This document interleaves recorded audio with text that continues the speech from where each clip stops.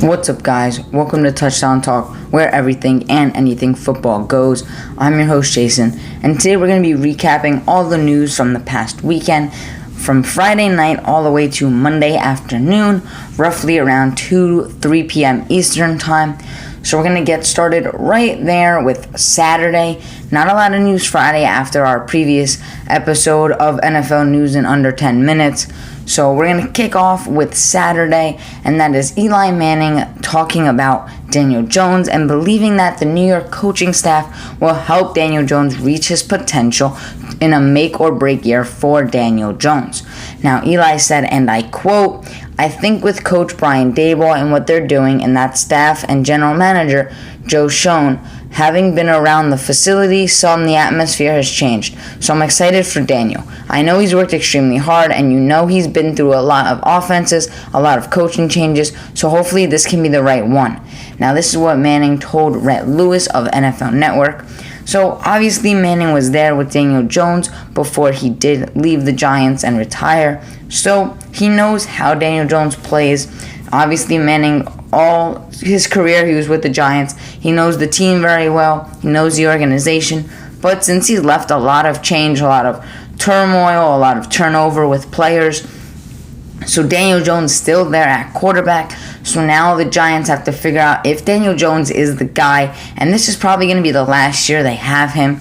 I don't think Daniel Jones is the guy for the Giants. I think they're better off maybe getting some guy in the draft next year, maybe a free agent next year, or trying to trade for somebody. But I think Daniel Jones will ride out his season with the Giants, and then they won't keep him around unless he has a phenomenal year. I don't see them having a great year. But all in all, good for the Giants. I mean, Eli Manning obviously putting his trust into Daniel Jones and the team. Obviously, new general manager, Deshaun, new coach, Brian Daboll. Obviously, they are changing some things. And with that, I think should come a new quarterback that they both like and that they both can work on. But we saw what Brian Daboll did with Josh Allen, so maybe he'll be able to do something with Daniel Jones to keep him there for the New York Giants. Then we had some news on the draft. Now, Tom Pelissero of NFL Network reported that clubs were informed that there won't be a supplemental draft in 2022. So those supplemental picks that they got from hiring minority coaches, progressing with the minorities with their management and other positions with the team, they will not be having a supplemental draft, which they were given like third, fourth picks for. So no longer happening. This reported by Tom Pelissero. Now, going on to a guy from last year who shined bright in his rookie year, was one of the best defensive players, and that is Micah Parsons. Now, Micah Parsons was asked if he has numbers in mind for his sacks after hitting 13 as a rookie, and Parsons replied, "Yeah, 15's like the minimum. 15's what I want to hit, but definitely 23 is that goal to break the record." Now, the NFL reported this. They sent out the conversation between the reporter and Parsons. So Parsons obviously wants to break the sack record that is set by TJ Watt. So Micah Parsons obviously pretty good last year, 13. Now he wants to hit 15. And with the loss of Randy Gregory for the Cowboys, Micah Parsons is obviously going to get all of the reps he needs, and teams are going to look to focus more on him because after last season they saw the different positions he can play, where he can play on the field. So this season it's more of a time for offenses to change when looking at him at the opposing side of the ball. And depending on where he lines up, offenses are going to have to make those changes, make those calls, and make Parsons a priority when facing the Cowboys. So Parsons wants to hit 15. I think he'll be able to. He did get 13 last year, but he is going to be a more focused point for offenses, so maybe they'll put more protection towards that side of the ball. So with Parsons playing as great as he did last year, it's going to be interesting to see how offense comes out against the team now with the loss of Randy Gregory opposite Parsons, where Parsons the main guy on that Cowboys defense. Now next we have another guy who shined in his rookie year, now entering later into his career, more of a star in the NFL now, one of getting into his veteran type years but still in his prime, and that is Justin Jefferson, who spoke about the new look Vikings offense. Now Jefferson said, and I quote, "Our offensive style is not a run-first offense anymore. Just us being able to put different people in different positions and distribute the ball. Really, I'm so excited in this offense. Us just being in OTAs, learning the plays, going through it with our defense and stuff. We're all excited. We're all happy to have O'Connell. He's definitely a different vibe, a different connection in the building with him there. We're just excited to start it up. Really, we want to see how the season really turns out for us." Now, Jefferson told NFL Network's Pat Claiborne. So, Jefferson obviously excited. Obviously, it's not a run-first team anymore. So, with Jefferson and Thielen at the receiving positions, Dalvin Cook, obviously the running back. But with how great Thielen and Jefferson complete each other and go opposite each other, it really works well for the Vikings. Now, Kirk Cousins is a good fit for the team. I feel like Cousins has built a connection with both Thielen and Jefferson, so both receivers know their quarterback well, their quarterback knows them well. And, obviously last year they ran a lot with Dalvin Cook, but with how well Jefferson's playing and how teams are going to come out and protect the run with Cook and then also try to protect the pass game with Jefferson and Thielen, the look for the Vikings being more of a pass offense as it comes out in the way Jefferson talks, it can really look for an upside for Jefferson's progression, especially since he's been so great and progressing every year. Now, we know there's other guys in the league who are following in Jefferson's footsteps, coming out and doing and shining bright in their rookie year. But Jefferson took it to another level, been doing it constantly, and now Jefferson's going to look to take that extra step this season. Next, we did have some news and a bit of an update on Deshaun Watson. Now, Adam Schefter reported that Deshaun Watson's hearing before the NFL and the NFLPA appointed disciplinary offer. With Deshaun Watson's hearing before the NFL and the NFLPA, jointly appointed disciplinary officer is scheduled to begin on Tuesday. Now, Adam Schefter reported this, so looks like Tuesday, which is tomorrow when this video is going to be out. This video will be out Monday, so on Tuesday, which will be tomorrow if you guys are watching this on Monday. But tomorrow, Tuesday, June 28th, is when this is going down. And we might be looking at a little bit of an update for Deshaun Watson finally. Obviously, with everything that's been going on, we all know the situation. We all know what's been going on. So maybe this is pointing us in the direction of getting a solution and maybe the truth about what happened and what's going to happen with Deshaun Watson when looking at the NFL aspect of it. Then more news on the Cowboys from Saturday, and that is that Dalton Schultz and the Cowboys are currently far apart in contract negotiations. Now, this per Michael Gelton of the Dallas Morning News. So, obviously, the Cowboys want to get a deal done with Dalton Schultz. He's been a good tight end. They put him on the franchise tag. So, Schultz will play on the franchise tag this year, and hopefully they'll be able to get a deal this season to bring him back. That way there's no controversy at the end of the year, and they don't lose him to free agency. Now we're going to be moving into Sunday, where we had a few people speak on their teams about new teams. And we're going to start with Mike Tomlin, who said on the Pivot podcast that he was talking about Najee Harris and said, "That dude is a bell cow. He's going to have to be a bell cow for us. If this train is going anywhere in 2022, he's going to be a major component of it. And he's capable. I ain't even talking about from a talent standpoint. We know that. I'm talking about what he's capable from an intangible standpoint. Bringing the best out of his teammates, wearing the responsibility that comes with leading." So Najee Harris is a great running back. We saw last year what he can do, how he can dominate defenses, his strength, and when he just stiff arms people, puts them to the ground, throws them in the air. And, just in his second year being a sophomore this upcoming year, he's already a leader on that team. Now he's going to be a leader on that offense next to guys like Mitch Trubisky at quarterback. Trubisky obviously is going to fight in training camp with Mason Rudolph and their rookie that they have. So with the competition in mini camp and then training camp, it's really going to be interesting to see who's the starting quarterback there. But Trubisky is the veteran there, So he's obviously going to be a leader on that team if he does have the starting job. Now, Kenny Pickett, if he does come in, he'll obviously be the leader at the helm at quarterback. But Mike Tomlin saying that Najee Harris has the leadership and the responsibility for it. So he's obviously going to be one of those guys with Claypool at receiver that is going to carry the offense. Then we had Peyton Manning, who is a future Hall of Famer, played for the Colts and the Broncos, and he spoke about those former teams, both the Colts and the Broncos, and he said that they landed the right quarterbacks. Now, we have the Colts with Matt Ryan and the Broncos with Russell Wilson, and Manning said at the Manning Passing Academy, according to NFL's Michael Barca, and I quote, "Russell and Matt, they have high expectations for themselves. They want to work together with the team. They get on the same page and want to help the team win and do their part. So I think both of them will handle that well."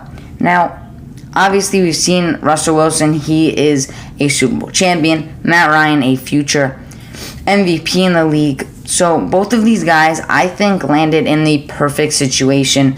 The Colts were one game away, one play away from making the playoffs when Carson Wentz lost to the Jaguars. Now they have Matt Ryan, who's been there. He's been in the Super Bowl. He's won an MVP. And now he's just going to be able to hand the ball to Jonathan Taylor, throw the ball to Michael Pittman. The defense will be able to do what they do, especially with how good that defense is. And then they'll be able to get the job done. And then when you look at the Broncos and Russell Wilson, obviously Super Bowl champion, and Russ going to the Broncos, he has a loaded offense. You have two bell cow running backs, Javonte Williams, sophomore year, and Melvin Gordon, who's a veteran, who's been there. And then he has three receivers with Tim Patrick, Cortland Sutton, and Jerry Jeudy. So a great look for Russ with that offense for the Broncos. And obviously Peyton Manning saying that he believes in both quarterbacks. So both quarterbacks, I think, are going to be able to lead their team into a great season. I think Matt Ryan and the Colts more just because of the division they have. Russ is going to have a little more of a tough time with going against the Chiefs, Raiders, and Chargers, all three twice a year, and trying to compete in that division. Now, more news on Deshaun Watson 2 days in a row. Saturday, we got some news that Tuesday he will be handling it. And then Sunday, we had news that if Deshaun Watson is suspended, Jacoby Brissett will be next up on the depth chart. Now, this is kind of a given because of the Baker Mayfield situation, but Baker Mayfield doesn't want to play for Cleveland. Cleveland obviously doesn't really want Baker, so it looks like Jacoby Brissett is going to be the Cleveland Browns quarterback this year if Deshaun Watson is suspended, which is likely to happen. Now, on Monday, we had news on Josh Allen, who spoke on the Bussin' with the Boys podcast. Now, Allen said that with the dramatic loss to the Kansas City Chiefs, that the coin toss in overtime affected him more than losing the divisional round game itself. So, obviously, it's got to hurt that they lost that coin toss because he didn't get to go on the field. And the loss obviously hurts because you get knocked out of the playoffs.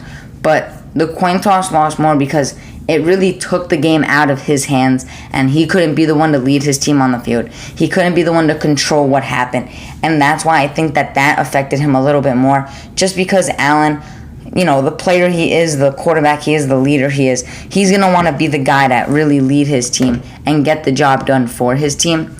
But speaking with the division, keeping it there, and with the Patriots, now Jonnu Smith talked about Mac Jones and sang his praises in reality with his leadership ability.